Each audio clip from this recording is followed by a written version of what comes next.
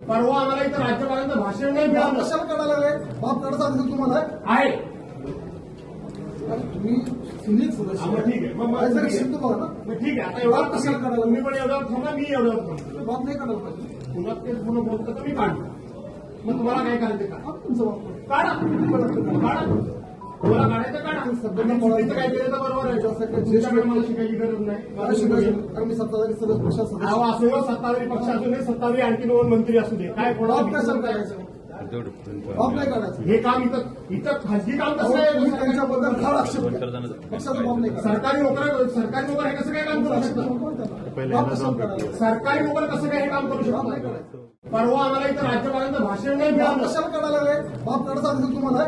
आहे अरे तुम्ही सिनियर सदस्य मग ठीक आहे. मग काहीतरी ठीक आहे. शिकतो बघा ना. मग ठीक आहे. आता एवढा बाप कशाला काढायला? तुम्ही पण एवढ्यावर थांबा, मी एवढ्यावर थांबतो. बाप नाही काढायला पाहिजे. पुन्हा तेच पुन्हा बोलतो तर मी काढतो. मग तुम्हाला काय करायचं का? हा तुमचा बाप काढा. काढा. तुम्हाला काढायचं काढा. चुकीचं काय केलं तर बरोबर आहे. तुमच्याकडे मला शिकायची गरज मला नाही. शिकायचं कारण मी सत्ताधारी सदस्य पक्षात सदस्य. अहो, असो हो, सत्ताधारी पक्ष असू दे, सत्ताधारी आणखी दोन मंत्री असू दे, काय बाप कशाला कोणाला काढायचं?